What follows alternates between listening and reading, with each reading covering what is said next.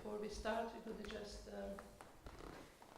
do a short invocation for permission to study and read and discuss Bhagavatam. So we offer our obeisances to the Lord by saying Om Namo Bhagavate Vasudevaya. Om Namo Bhagavate Vasudevaya. Om Namo Bhagavate Vasudevaya. Om Namo Bhagavate Vasudevaya. Om Namo Bhagavate Vasudevaya. Om Namo Bhagavate Vasudevaya.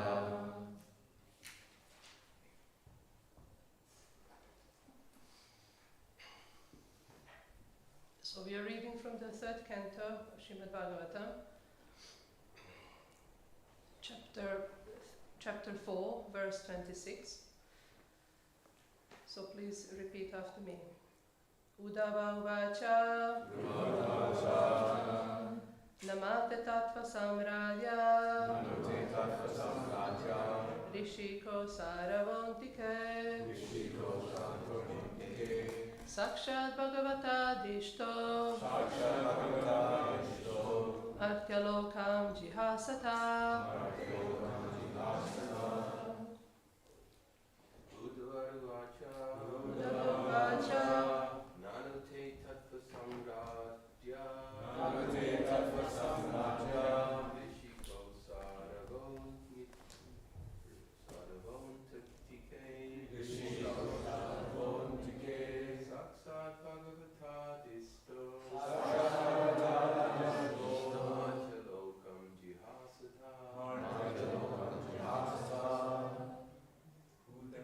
Udavacha Udvacha Manute Tattva Samradhya Namaste Tattva Samradya Rishiko Saravantike Rishiko Saravantike Sakshat Bhagavata Dishto Sakshat Bhagavata Dishto Artyalokam Jihasata Artyalokam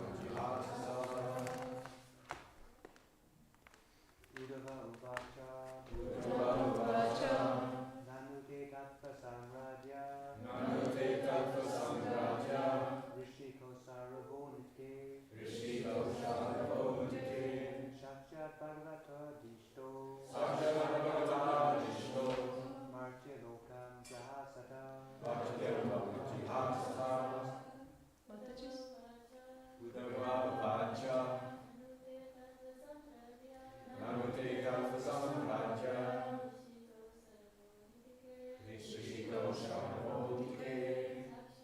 Namaste Tattva Samradya Rishiko Saravantike Sakshat Bhagavata Dishto Artyalokam Jihasata Udavacha Namaste Tattva Samradya Rishiko Saravantike Sakshat Bhagavata Dishto Artyalokam Jihasata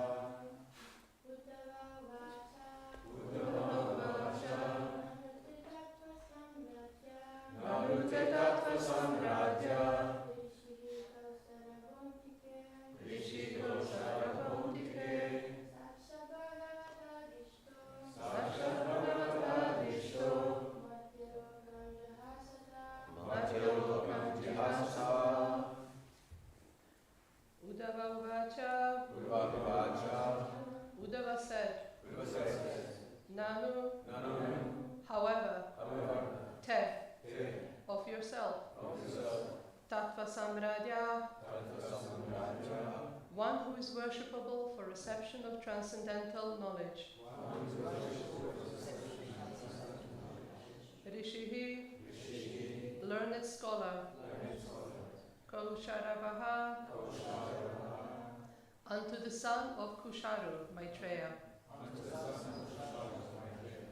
Antike staying nearby Sakshat directly Bhagavata by the personality of Godhead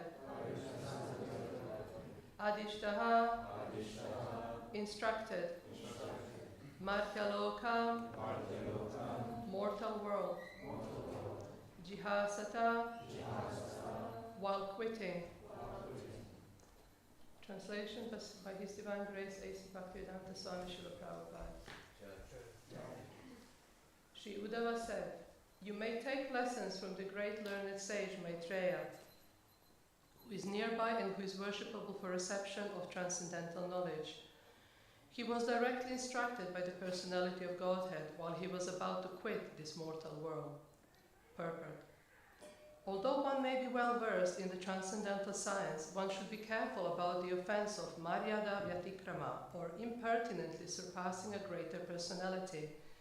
According to scriptural injunction, one should be very careful of transgressing the law of Maryada Vyatikrama, because by so doing, one loses his duration of life, his opulence, fame, and piety, and the blessings of all the world.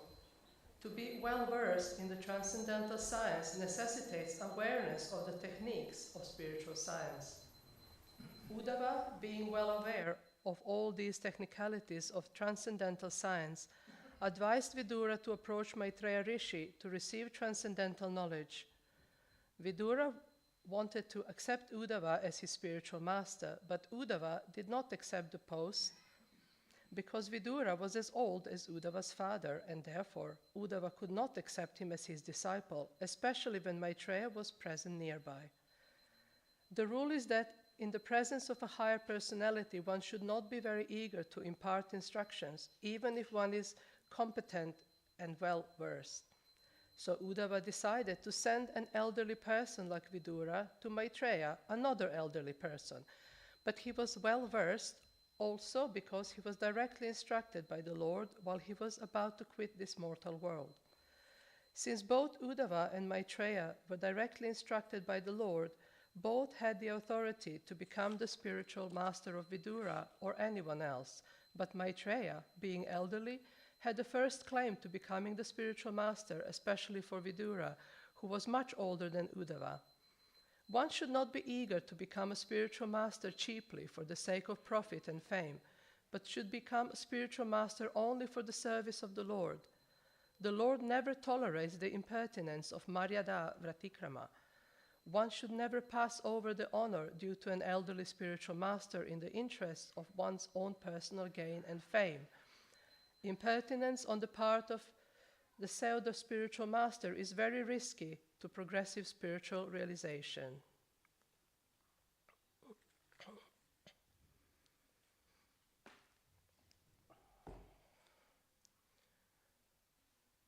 Om Jnanatimirandasya Gyananjana Shalakaya Chakshurunmilitam Yena Tasmai Shri Gurave Namaha Shri Chaitanya Manobhishtam Stapitam Yena Bhutale Swayam Rupa Kadamayam Dadati Swapadantikam Vandeham Shri Guru Shri Yutapada Kamalam Shri Gurum Vaishnavamscha Shri Rupam Sagrajatam Sahagana Ragunatam Vitam Tam Sajivam Sahadvaitam Savadutam Parijana Sahitam Krishna Chaitanya Devam Shri Radha Krishna Padan Sahagana Lalita Shri Vishakam Vitamscha Hey Krishna Karuna Sindhu Dinabandhu Jagatpate Gopesha Gopika Kanta Radha Kanta Namostute Tapta Kanchana Gaurangi Radhe Vrindavaneshwari Vrishabhanu Sute Devi Pranamami Hari Priye Vanchakalpatarubhyascha Kripa Sindhubhya Cha Patitanam Pavanebhyo Vaishnavebhyo Namo Namaha Jai Shri Krishna Chaitanya Prabhu Nityananda Shri Advaita Gadadara Shivasadi Gaura Bhakta Vrinda Hare Krishna Krishna Krishna Hare Hare Hare Rama Rama Rama Hare Hare. So again, thank you very much for allowing me to do this little service of commenting of Bhagavad Purana, Srimad Bhagavatam, and also hoping that by your blessings I'll manage to, by Krishna's mercy, to inspire you and help somehow for all of us to connect more with Krishna and have a joyful journey in Krishna consciousness every day. So I would like to start with Srila Prabhupada's purport here. There is like two things I would like to discuss today and pay attention to. Of course, every word of Srimad Bhagavatam, every shloka could be discussed for days and days, but don't worry, you're fortunate. I only got like 30 minutes, so it won't be there too long. In this case, we have one part is that Uddhava, although Vidura requested him to accept position of his guru, Uddhava declined politely by saying there is another devotee who is my senior in age and more similar age to you, so please go to him. With this, Srila Prabhupada mentions the reason why he did it is because he wanted to avoid the offense called Maryada Vyatikrama, or impertinently surpassing a greater personality. I did a little bit of research on the actual words Maryada Vyatikrama, which effectively means overstepping the boundaries or overstepping the limits. I just felt when we talk about something, especially for myself, I like to understand the meaning of the words and what actually, how that relates to the subject we're discussing. In that respect, when we speak about Maryada Vyatikrama, it's a very, it sounds like kind of quite heavy, because Prabhupada says if you commit this offense, if you do this, you're going to lose duration of life and Krishna will not forgive. So it's a very powerful statement there by Srila Prabhupada. And he also, as I recall, mentions that to avoid this thing, we need to be versatile and knowledgeable about the spiritual science and techniques, how to apply that science. Like being a devotee doesn't just mean we are here, we are doing something, but actually means consciously making conscious effort to understand the principles of bhakti and how do we apply it in everyday's life. So it's very easy, we can talk philosophy, but very often, like Srila Prabhupada says, being versatile in the science, he uses twice the word science. Veda means science, knowledge. So it's kind of, it's taking a little bit away from like being just happy and like, yeah, Krishna is in. So it's kind of, there is some sort of anchor to our path in Krishna consciousness, which is fairly heartfelt. And there is a reason for that. What implies here, with going back to the Maryada Vyatikrama, or overstepping the boundaries, is not just like overlooking senior devotees or talking but we shouldn't perhaps, but it also means that in our everyday's life, overstepping boundaries of Krishna's laws and the Vedas every day in our lives, like material world we live in, we constantly overstep the boundaries. We are not doing what we are supposed to do. We don't do seva. There is billions of people live on this planet, and most of the activities are against the law of nature or the law of karma. And what to speak about the law of devotional service, if I can even say, like I'm using word law just to stay in the same trajectory. So the importance of this is to bring it down to what does it really mean to us in our everyday's life, because sometimes talking philosophy could be very much out there somewhere, and like a concept of how to actually practice it is somewhat left behind, like getting into more details. So what I would like to first say here is, with overstepping the boundaries, we have this experience every day, isn't it? Sometimes we feel somebody oversteps boundaries in our life next to us, or somebody says something we don't like, and we feel that they're overstepping their boundaries by talking to us the way we don't like, maybe. So this mood of overstepping boundaries is literally happening 24/7.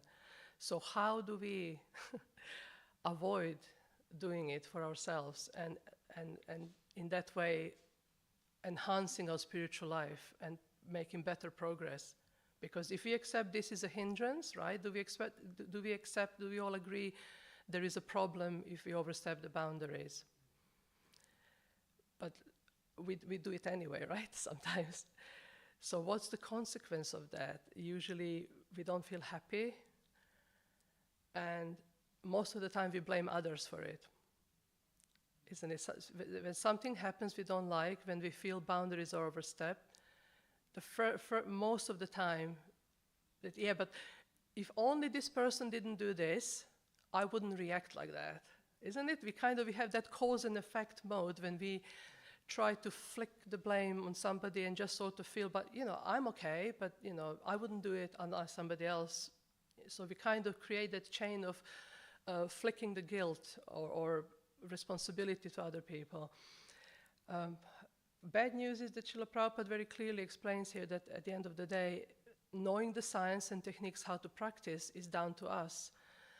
And that means every day when we have this situation, instead of trying to think somebody else has done something wrong, we can use it as opportunity to reflect on ourselves and think, what can I do from this situation that I can apply that will bring me closer to Krishna, that will align me more with the Krishna consciousness and with the principles of bhakti. Does that make sense? I need to wake you up a bit. So does it make sense? Yes or no? Yes, okay. So do you have any example from the Shastra when a devotee overstepped the boundaries? There is lots of stories in Bhagavatam. Now I will see who is actually reading Bhagavatam. But if anybody could kindly, Govinda Prabhu. Indra neglected to offer respects to Brihaspati. That's one example.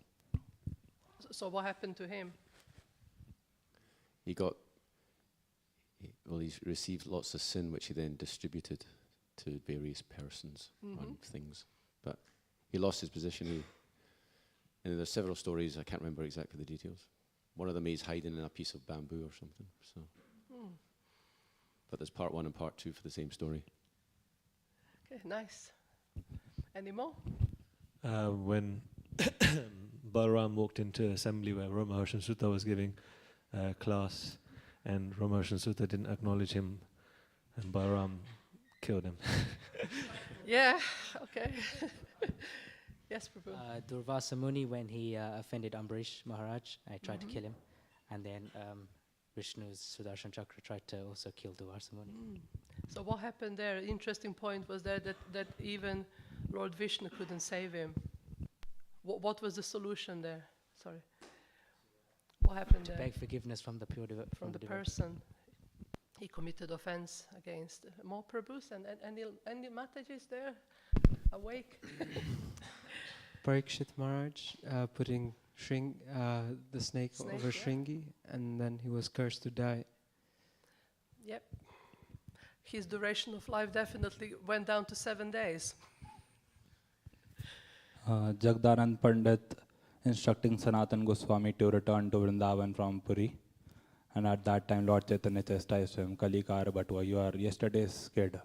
How come you are instructing your elder Sanatan Goswami? Anyone from there? It's okay. It's a family. It's a family gathering. Feel free to speak. Just relax. I'm a bit old and my hearing is. Sorry.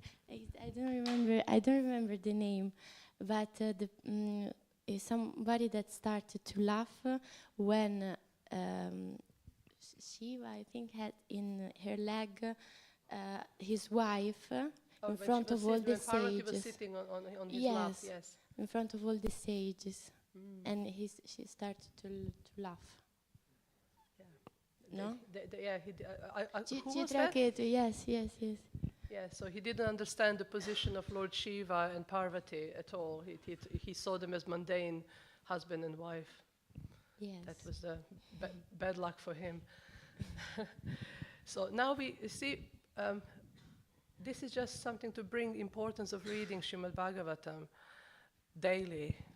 You see all these stories, you see beautiful stories. They're all examples of the knowledge and what not to do most of the time, as well as what to do, how to positively engage in Krishna consciousness.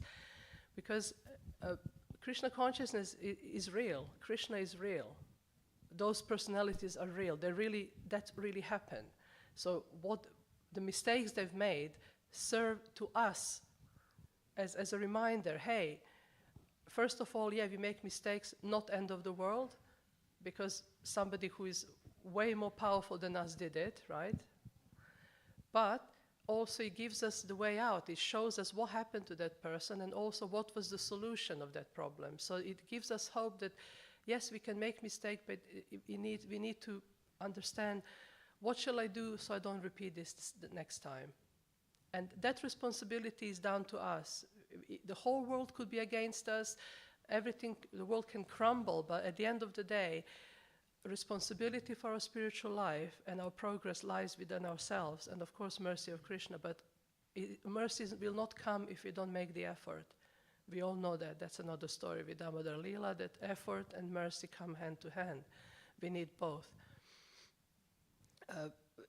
Now with this, in the same mode, let's say, this happens, so great personalities committed offenses, wrong things happen. What does the great personality do when somebody, transgress the boundaries? So I will tell you one story which I really, really love. It's about when Lord Chaitanya, he was about 16 years of age, and he was known as a pandit. He didn't take sannyas at the time, but he was very scholarly, and he was defeating everyone. However, in Navadvip, there was a scholar called Keshava Kashmiri. So Keshava Kashmiri, his followers heard of Lord Chaitanya, and they were like, how is this boy so popular? And they sort of thought it was a job done. If Keshava Kashmiri meets with Lord Chaitanya, he will just defeat him. So what they've done, they went to the Lord Chaitanya accepted the invitation, and as they sat at the bank of the Ganges River, Keshava Kashmiri composed 100 shlokas, 100 verses glorifying Mother Ganga. Now, Keshava Kashmiri was a very favored follower, disciple of Mother Saraswati, who is goddess of knowledge, and literally that's why nobody could defeat him. He had a full blessing, literally. I mean, when you read the Sanskrit, if any of you see like this word-by-word translation, Sanskrit is, I mean, I'm not a scholar, and I've probably never been to that level, but I know of the difficulties of Sanskrit, that each word can be interpreted in so many different ways depending what's behind it, what's in front. It's extremely complex. You have to be really, really intelligent to write shlokas in Sanskrit. And never mind to just compose them on the spot, like hundreds of them. So as he was reciting them, Lord Chaitanya was like, wow, he was sort of glorified. But there was a dint of sarcasm in Lord Chaitanya there, because Keshava Kashmiri was extremely proud of his learning, and sitting in front of this boy, he was just like, oh, look at me, I'm so good. Look at 100 verses. This boy, he won't know what hit him. He won't know what hit him. Once I'm done, he will be just like, he's going to walk away. And Lord Chaitanya was like, yeah, this is amazing. So when he was finished, Lord Chaitanya looked at him, and he repeated all 100 shlokas. And Keshava Kashmiri was like, how? I just literally composed this, and this child, this boy, just repeated every single shloka, every verse, no mistake. And then he goes, but what's happening? So, well, how was it then? What do you say? And Lord Chaitanya goes, I think it was shloka 64. There is 5 faults there, and 5. Now, my language is not first language is not English, but there is things that you put next to the word to make the word makes a meaning. So he said 5 these things were wrong, and there was 5 other mistakes. And then he went on to explain. Anyway, by doing so, he actually defeated Keshava Kashmiri, because he sort of left him speechless. And Keshava Kashmiri was like, internally thinking, Mother Saraswati, what happened here? Why did you abandon me in my hour of need? Am I not so special? Is this boy? This is just a boy. Look what he's done. How? But then also Keshava Kashmiri, of course, he was extremely advanced and intelligent. He could understand if somebody managed to defeat him, de facto they defeated Mother Saraswati. And who can defeat Mother Saraswati other than somebody who is the Supreme Lord himself? So through this pastime, he accepted the Lord, but one important point what I've heard now, continuation, it was from His Holiness Srila Jayapataka Maharaj. He gave a class on this, and he explained what happened in the background, and this is now what's relevant about the story. Keshava Kashmiri was effectively transgressing against the Lord himself. And Lord had every right to, like tell him off, basically. He could have done, he's telling off now. Hare Krishna. Jai Shri Shri Radha Gokulananda, Sitaram Lakshman Hanuman Shri Shri Gaur Nitai Ki Jai. So the Lord, what the Lord did was something quite amazing, and this is something that we should remember. Lord Chaitanya had every right to embarrass Keshava Kashmiri. Lord Chaitanya had every right to just tell him, what do you know? But what he did,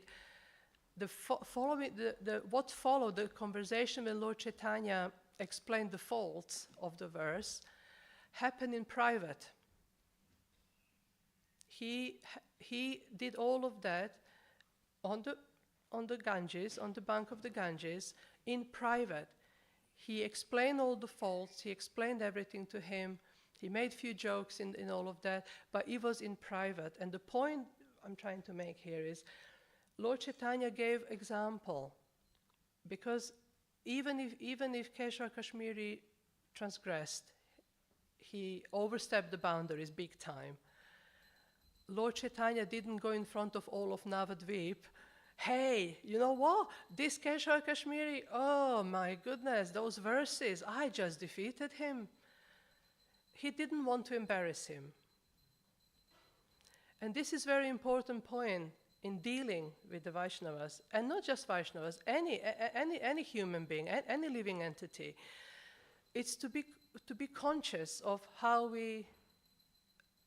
what we say, how it affects another person. Yes, maybe somebody did something bad, but how do we speak to that person? How do we correct? Is really, really important. Because if in our mind is revenge, that's not going to end up well. Then we are not really representing Srila Prabhupada. We are not really representing the teachings of Lord Chaitanya. We are not really representing Bhagavad. We are not really living what we are practicing. Right? Did you have any time happen that you're like, okay, be honest. Who's going to be honest here? Who lost the temper when somebody did something wrong? How did you feel when you lost afterwards? Was it good feeling? Was it like, wow, I want to do this all the time? Or did you feel like, maybe I overreacted? Was it overreaction? Or was it something you were like, 20, instead of japa, I'm going to do 16 times a day this?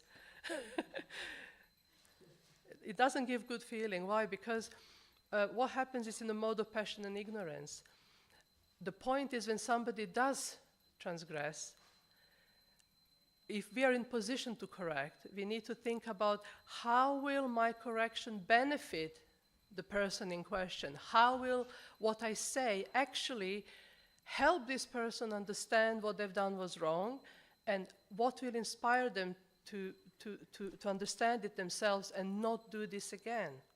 Because that's the goal, isn't it? We don't want somebody repeating the mistake. We want, like any one of you have children, who have anybody you're responsible for, any close friends, anybody you're taking care of, if you're a mentor, if you're a parent, if you're a boss at the company, the principle is the same. In your mind, you need to be conscious. It's a Krishna consciousness, conscious of Krishna, meaning being conscious that that spirit soul is also part and parcel of Krishna. He is making tons of mistakes. Well, so am I. I mean, let's be honest here. Who is free from faults? Yet when the occasion happens, we are very quick to react and to feel like I have right to tell somebody else how bad their mistakes were, which is also okay, but only if the well-being and benefit of that person is in our hearts. So maybe sometimes if you feel like correcting, maybe count to 10 and leave it for another time. Or leave it when you actually think about what shall I say to this person to help them.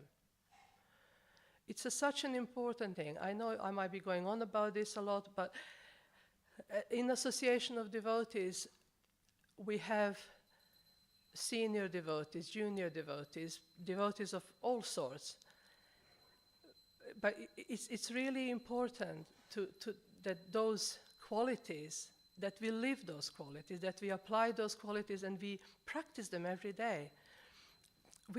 None of us will wake up one morning and just be like, oh, I'm so good now. I'm so equipoised and transcendental, nothing disturbs me. I'm so in love with Krishna, nothing bothers me. It's not going to happen like that. What happens is by practicing, like Prabhupada says, it's a science of application, science, learning the science of this Krishna consciousness, how to apply techniques. So techniques, when you bring them down to this, our level means practicing tolerance, practicing compassion, practicing thinking of others more than we think of ourselves. And the reason why I'm talking about this, because this is like an antidote for this offense, for this overstepping boundaries. So if you wonder you're not going to be thinking every day, oh, am I doing this offense today or not? Because there is so many things in Krishna consciousness, it's so overwhelming at the times that there is so many rules and stuff. But this is one of the common things that we can apply every single day, and our lives will be so much nicer and better. We're going to be happier. Why? Because we will be, instead of being people who are critical and not nice, we're going to become people who are helpful, supportive, and creates the energy that attracts Krishna more. It creates the mode of goodness. From the mode of goodness, we can move further to the level of bhakti. Unless we come to that level, we can't really move to the level of bhakti.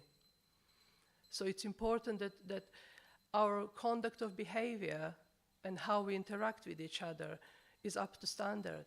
And if it's not the end of the world. We slip, pick ourselves up, think about, okay, I made a mistake, apologize. It's the most difficult word in the universe, isn't it? I am sorry. Who finds it difficult to say sorry? Isn't it? It's so difficult because we know we hurt someone, and that's why it's difficult, because we know that our sorry won't really remove the hurt, but it can buy us forgiveness. And again, by creating negativity to other devotees and other people in general, we are hindering our own progress. So, in effect, we are our own worst enemy by doing these things. Any more examples from Bhagavatam about behavior? Okay, let's switch to the positive. Any forgiveness in Bhagavatam? Did anybody forgive anyone and show kindness after they got mistakenly hurt?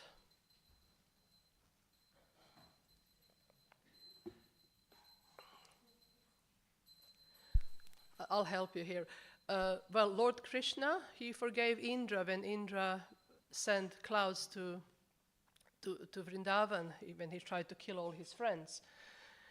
Krishna could just smite him, like, how dare you? But what Krishna did, Lord Indra understood his fault, his mistake. He said sorry. He recited beautiful prayers to the Lord, and the Lord forgave him. He smiled and he said, okay, don't do it again. Yes, Prabhu. Yes. Mm-hmm.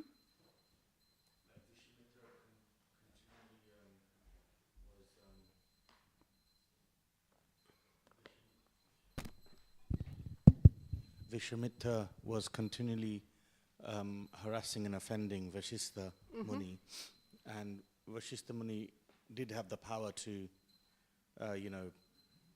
chastise him, but he just forgave him on numerous occasions. And eventually Vishwamitra learnt the errors of his ways and then submitted to Vashistha Muni. Mm-hmm. That's good. Anyone else?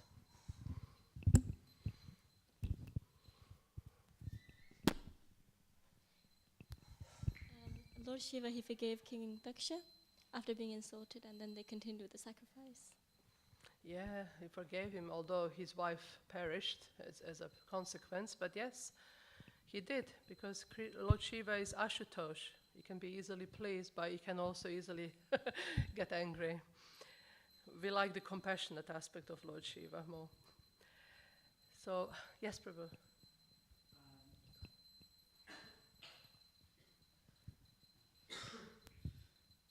It was when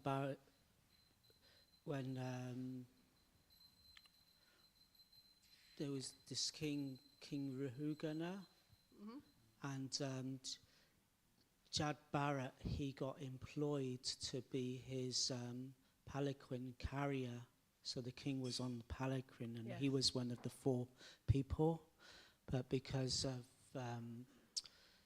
he was avoiding ants, stepping on ants on the floor, then it was a bumpy ride for King Rahugana. And so then he was being angry with Jad Bharat, but then Jad Bharat started to speak to him about transcendental knowledge, and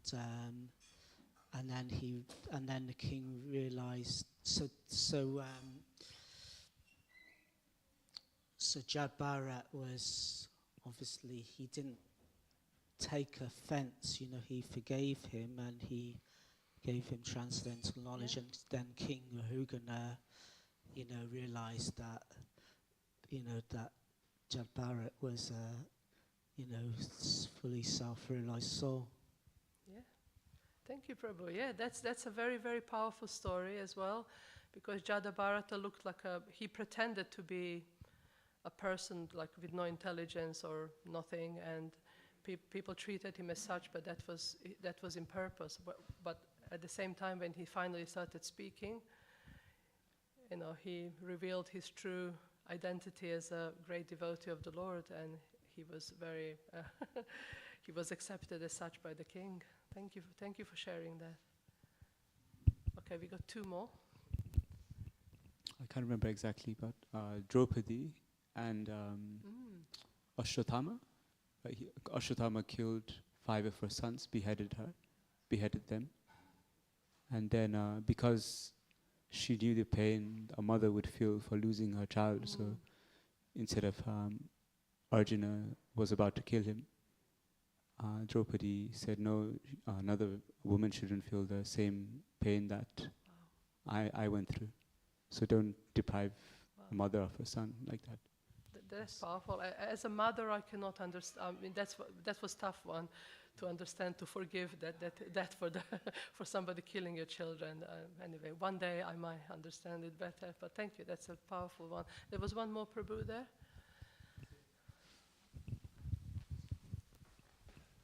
Narada Muni was cursed by Daksha when Daksha was creating progeny to help with the universe, and then Daksha said you should have no residence again, and Narada Muni didn't counteract, but he was very happy because it was helpful for his type of life in that sense. Sure. So I just want to, because time is getting on, so I'm just going to conclude with a couple of verses here that you can take a note if you like, because this is one is of course we know Shikshashtaka verse, 3rd, Trinadapi Sunichana verse, which you can look up, and the one I want to actually just read the translation of is the one from the Nectar of Instructions by Srila Rupa Goswami. It's verse number 5. Those of you who are studying it, you will know which one I'm talking about, but I would like to read it because this is again, something practical, how to conduct ourselves in association of devotees and in general. I always say in general because it doesn't mean we only respect the devotees and then we go on, oh, these karmis, oh my God, look at them. I've seen it so many times, so please don't be that devotee. Don't be that devotee thinking I'm so special and superior to other living entities because 5 minutes ago we were all there. So let's not forget where we all come from. and actually understand that all living entities are Krishnas indeed, and we are here to to serve them, not to judge them. And in that mood, so verse number 5, take notice of that, which goes, one should mentally honor the devotee who chants the holy name of Lord Krishna. One should offer humble obeisances to the devotee who has undergone spiritual initiation, diksha, and is engaged in worshipping the deity. And one should associate with and faithfully serve that pure devotee who is advanced in undeviated devotional service and whose heart is completely devoid of the propensity to criticize others. So if you ever wonder how you're going to know who is the superior to you, this last part will tell you. Who is devoid of propensity to criticize others, and who practices undeviated devotional service. So to understand this, we also have to learn what is actually devotional service and how to practice it. And then everything will be fine. We have knowledge, then we practice it, and we keep going, no matter what, because that's what life is about, learning and growing. And to finally just conclude with this, to leave you with something to take home, is that everything that happens ultimately happens for us, not to us. So sometimes bad things happen to us, but if we can change, don't say it's happening to me, it's happening for me, in the sense that we can take something good from it, even if it's bad. It's a learning process, it's a school of life. So don't get down, don't get depressed, don't feel it's end of the world, but feel this happened for a reason, and there is something for me to learn. And if you do that, this is like, I like mathematics, so this is like a formula. This will guarantee you success in spiritual life. This attitude to try to work on yourself and gain and apply everything in Krishna's service and in your progress in Krishna consciousness will guarantee you success. Why? Because when we are growing, we are not dying. It says you're either gliding or sliding down. You're either climbing or sliding. So the moment we stop working, the moment we stop thinking, I'm done now, that moment we are going down like on a rope, yeah? So you have to keep moving forward, right? And the second thing that goes with it is contribution or service, means whatever you have, engage it in somehow in service to Krishna. And even if that means serving other devotees, helping, supporting, use whatever talent you've got to do good for others. And this is not sentimental thing. This is actually a practical thing, because our whole life we are dasa or dasis, right? Servants.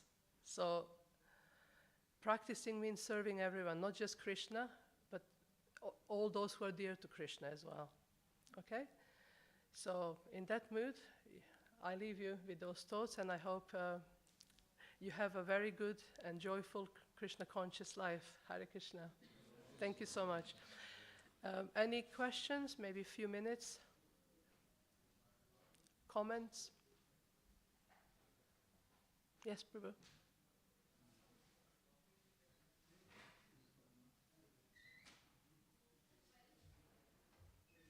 Hare Krishna. Sorry, I know we are over time, but just a quick question. In the beginning, you mentioned that you have done some research on this word, Maryada Vratikrama, right? Yes, I tried. So I also spent a lot of time trying to find out what's the source reference of this word. Mm-hmm. Never found anything, at least in Srila Prabhupada's books. And even in Vishwanath Chakravarti Thakur's commentary on this verse, there's nothing. So did you manage to find anything? I just Googled it, and it comes Wisdom Library. And it just says Sanskrit glossary, and it says overstepping limits. That's all I did. And I also, admittedly, I also listened to some classes from other devotees on this verse as well. And Vaisheshika Prabhu mentions it, so I trust that he must have done also lots of research on that. And any Sanskrit scholars can maybe chip in here. But Prabhupada already explained it. This was just more to understand about the crossing over the boundaries. I mean, Vaisheshika Prabhu goes into more details, which I didn't want to get into, but he actually mentions that actually means not just stepping over the boundaries, but really stepping over the boundaries, like a big time overstepping, yeah? So that was like his explanation. Yes, Prabhu? Yeah, I mean, just the very last thing you said, I mean, if krama means step, ati krama means big step, and viati would mean even bigger. Yeah. So works that way. Yeah, big time overstepping, so we don't want that. It's like Trivikram, Yeah. 3 big steps, so it's a bit like that. Thank you, Prabhu. Okay, any comments, anything I can do better next time? And anybody wants to say? Prabhu? Tell me what you didn't like. It's something my mother said to me. There was this person who was bullying. He liked bullying, and people became frightened. And I told my mother about this. He's bullying me, and she said, actually, you should feel sorry for him because he doesn't know any better. Oh. And usually what happens, because he's been brought up in such a way where people are afraid, like himself was afraid of his parents. Oh. It was passed on. In other words, he was reacting. He thought that whatever his father may have done to him was actually done out of ignorance, because he was bullied. Yeah. He just copied. True. It's passed down the line. And so he said, my mother said, you should feel sorry for him because he doesn't know any better. Your mother was a very wise person. Definitely, because that's what our teachings are, to try to understand other person. It's difficult when we are on the receiving end. It's not easy to just be tolerant, but I mean, even just driving on the road, right? You drive and somebody cut you off, the true nature just comes out. Oh! It's like road rage. I can see everybody smiling. I got it right, right? Yeah. Driving. So the day when you drive and just go, I'm calm. That's the day you can say, I made some progress. Okay, Hare Krishna, everyone. Thank you so much for tolerating me, and all the best. Hare Krishna. Hare Bol.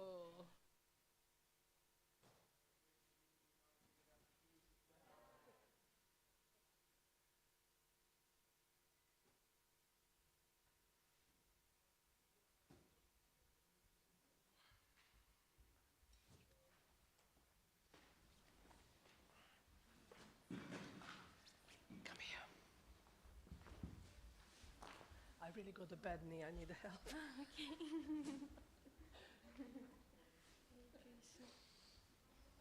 Once you sit, you can't get up anymore once you pass 50. Thank you for the class. Could you understand? Was it okay? Yes, I understand. Where are you from? I'm from Italy. Italy? Yes. Mamma mia. Mamma mia. I'm from Serbia, so Oh, we are neighbors, kind of. And you live here near? Yeah.